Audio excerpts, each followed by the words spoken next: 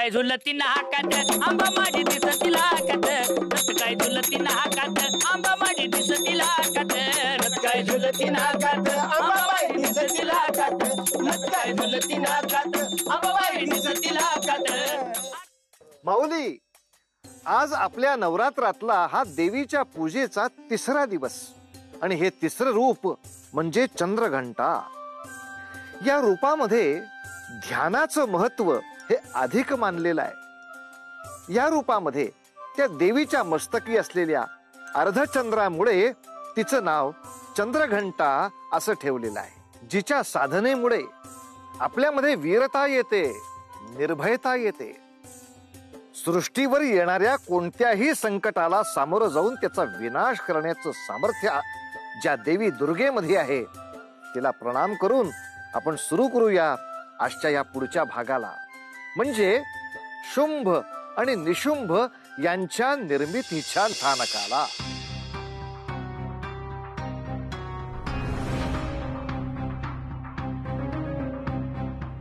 दैत्यराज शुंभ यांचे वर्तन अत्यंत हीन पातळी गाठू लागले आहे। आपण असुरराज आहोत याचा गर्व त्यास झाला आहे। संपूर्ण असुर सेना केवळ त्याच्या त्या मायावी प्रेयसी करता वापरणे त्यास अयोग्य वाटत नसेल, परंतु असुरांच्या ऱ्हासाची ही नांदी ठरू शकते। दैत्य गुरु म्हणून माझे हे दायित्व आहे की हे होण्यापासून मला दैत्य कुळाला वाचविले पाहिजे।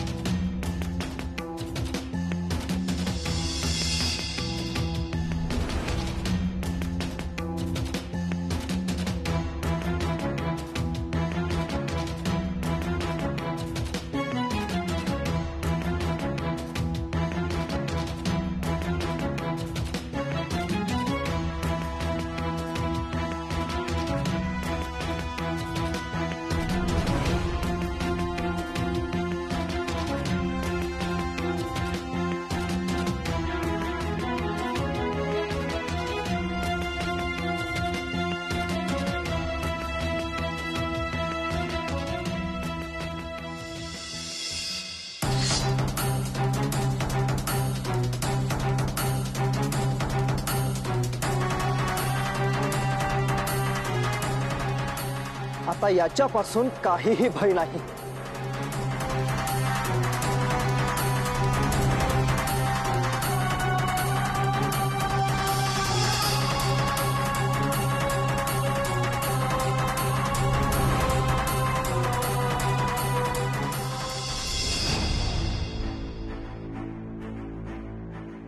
प्रणाम असुर श्रेष्ठ रक्तबीज।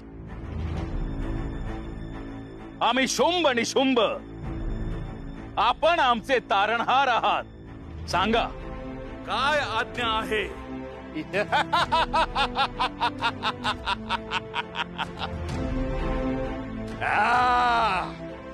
मला जे हवे होते ते साध्य झाले आहे। आजपासून तुम्ही दोघे दैत्य कुळाचे नवे सम्राट आहात।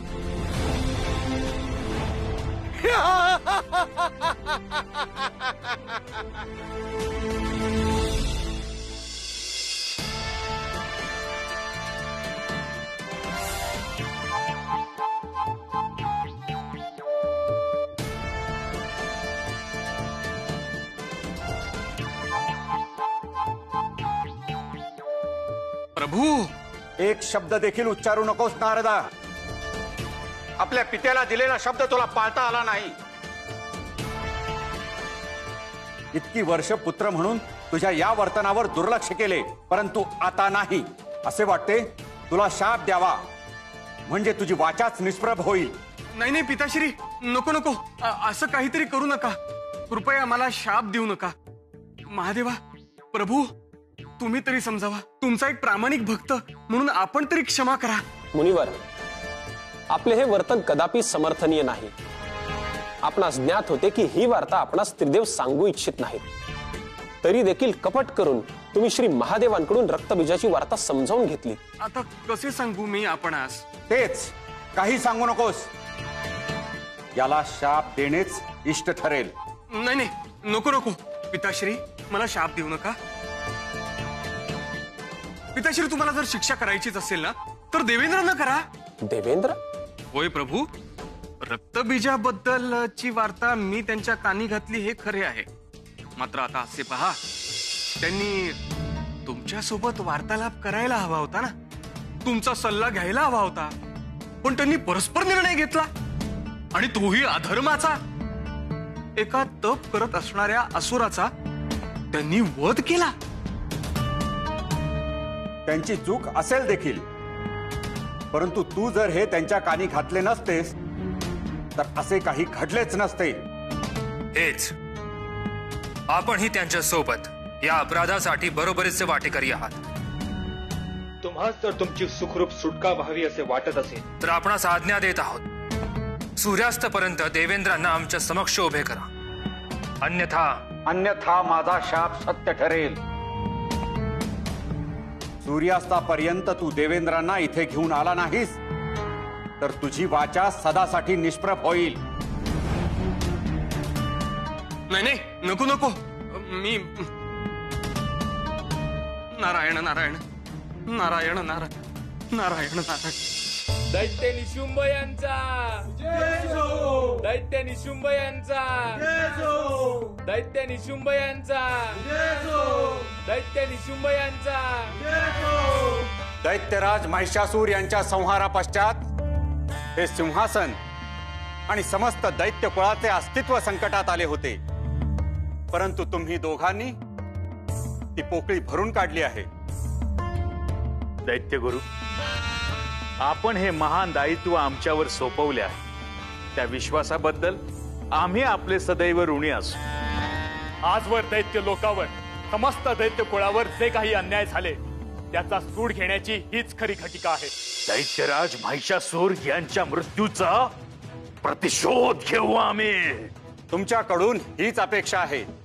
परंतु आता तुम्हाला एका विशिष्ट दायित्वाकरता पाचारण केले आहे. सुरांनी मोठे कपट करून दैत्यराज महिषासूर यांचा वध केला. त्या पश्चात त्यांचे बळ वाढले आहे. आता तुमचे सर्वप्रथम दायित्व आहे ते देवलोकावर नियंत्रण मिळवण्याचे. होय दैत्यगुरु, आजवर त्या देवेंद्राने आमच्यावर किती अन्याय केला आहे हे आम्हास ज्ञात आहे. आता त्याच्या कुकर्माचा खडा भरला आहे. नारायण नारायण नारायण नारायण. सूर्यास्त होण्या अगोदर मला देवेंद्रांना त्रिदेवांसमोर हजर करायला हवे. पाहिलं देवेंद्र, आपण आधीर होऊन असे कृत्य केले नसते तर आज देवलोक आणि आपले सिंहासन देखील सुरक्षित राहिले असते. पवनदेव, आपण काय बोलत आहात? हे मी स्वार्थासाठी केले? समस्त देवलोकांच्या उन्नतीसाठी, त्यांच्या सुखासाठीच केले ना. आणि मी जे काही केले त्यात अग्निदेव साक्षी आहेतच. तरी देवेंद्र, मी आपणास सूचित केले होते की धर्मास धरून हे कृत्य नाही. परंतु परंतु परंतु काय? हे पहा, आपल्याला स्वतःचे रक्षण करायचे होते म्हणून हे पाऊल उचलले आहे. आता आपण एकत्र राहूनच ही लढाई जिंकू शकतो. देवेंद्र, देवेंद्र, अहो देवेंद्र. ज्याचे भय होते तेच झाले. मुनिवर मला इथपर्यंत शोधत आले. हे पहा, मी मुनिवरांना भेटू शकत नाही. मी येतो. देवेंद्र, देवेंद्र कुठे आहेत? कुठे आहेत देवेंद्र? देवेंद्र, अहो मी तिन्ही त्रिकाल, तिन्ही लोकी संचार केला आणि 3 वेळा त्यांचा शोध घेतला, पण कुठेही सापडले नाहीत ते. कुठे आहेत देवेंद्र? मुनिवर, आम्ही देखील त्यांना शोधत आहोत. ते आम्हास म्हणाले तुम्ही येथे थांबा. ते महत्वाचे कार्य संपन्न करून येत आहेत. मला खरं तर सूर्यास्ताच्या आत त्यांना गाठायला हवं, नाहीतर माझी काही धडगत नाही. ठीक आहे.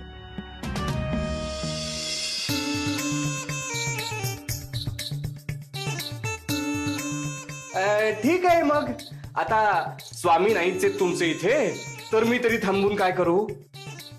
येतो मी. नारायण नारायण नारायण नारायण नारायण नारायण.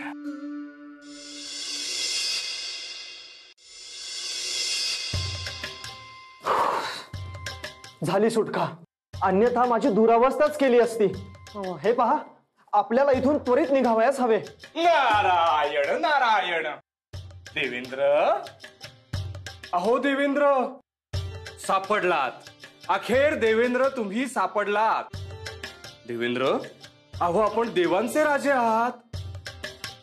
आपल्याला हे वागणे शोभते का? आपण लपून बसलात. लपून नाही नाही. अहो भ्रमण करण्याची इच्छा झाली आणि म्हणूनच. अच्छा अच्छा, भ्रमण करावयाचे आहे. तर चला, मी नेतो तुम्हाला भ्रमण करायला. सदा सर्व काळ लक्षात राहील. कुठे? त्रिदेवांनी आपणास बोलवलेले आहे. त्रिदेवांनी? नाही नाही, मी तर नाही येणार. अहो, त्रिदेवांना आपले कौतुक करावयाचे आहे. मुनिवर, मला माहित आहे आपण माझ्याशी कपट करत आहात. छे छे, अहो देवेंद्र, तुम्ही असे काय समजला? मी त्रिदेवांना समजावले आहे की आपण जे काही केले ते देवांच्या सुखासाठी केलेत.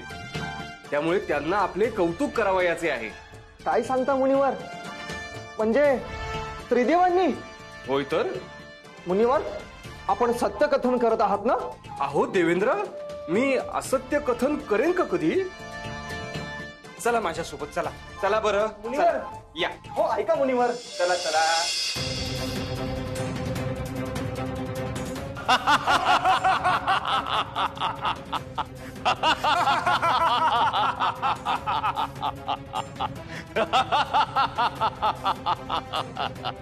पाहिलेस निशुंभ, स्वतःला देवांचा राजा म्हणून घेणारा हाच इंद्र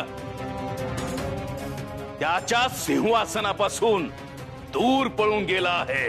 जणू काही हे सिंहासन आपल्यासाठी भेट म्हणून देऊन गेला आहे.